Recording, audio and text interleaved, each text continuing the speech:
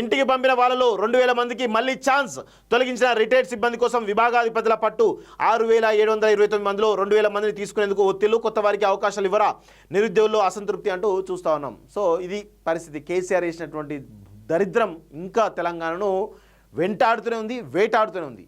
6000 మందిని తీసిస్తే ఇంకా 2000 మందిని మళ్ళీ కంటిన్యూ చేయాలని చెప్పేసి ఆ రిటైర్డ్ సిబ్బంది కోసం ఆయా డిపార్ట్మెంట్ సంబంధించిన ఎవరైతే ఉంటారో వాళ్ళు పట్టుబడుతూ ఉన్నారట. ఇది పరిస్థితి.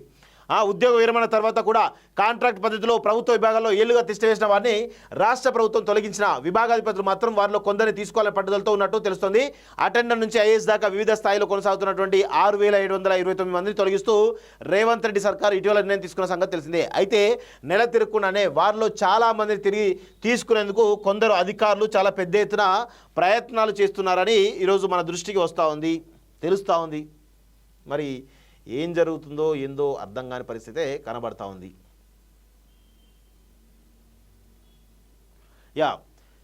సో కొన్ని కీలక శాఖల కార్యదర్శులు వీరి కోసం పట్టుబడి కూర్చోవడం అధికార వర్గాల చర్చగా మారింది. తొలగించిన వారి స్థానంలో నిరుద్యోగ యువతకు అవకాశాలు కల్పించాలని ప్రభుత్వం భావిస్తుంది. ఈ మేరకు తొలగించిన వారిలో ఎక్కువ మంది ఉద్యోగులు కార్పొరేషన్లు, పంచాయతీరాజ్, నీటిపారుదల శాఖ, పురపాలక శాఖ, పరిశ్రమల శాఖలో ఉన్నారు. పురపాలక శాఖలో 177 మందిని, పరిశ్రమల శాఖలో 179 మందిని తొలగించారు.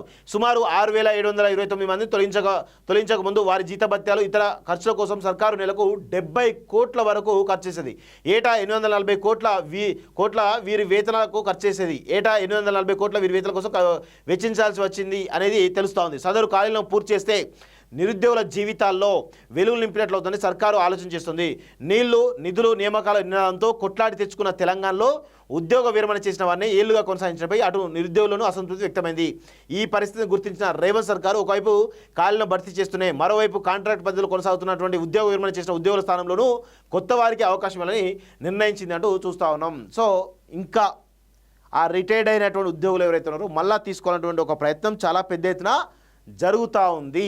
సో దీన్ని అందరూ కూడా గమనించాలి. నిరుద్యోగులు పాపం ఏదో ఒక అవకాశం వస్తుంది అనుకున్న టైంలో కొంతమంది కుట్రపూరితంగా మళ్ళీ వాళ్ళని తీసుకోవాలని దాంట్లో ఈరోజు డిమాండ్ పెడుతున్నారట. మరి అది ఎంతవరకు పోదో అర్థం కాని పరిస్థితి కనబడుతుంది. సో రేవంత్ రెడ్డి గారు దీనిపైన కొంత సీరియస్గా ఉండాలని చెప్పేసి కూడా మేము కోరుతా ఉన్నాం.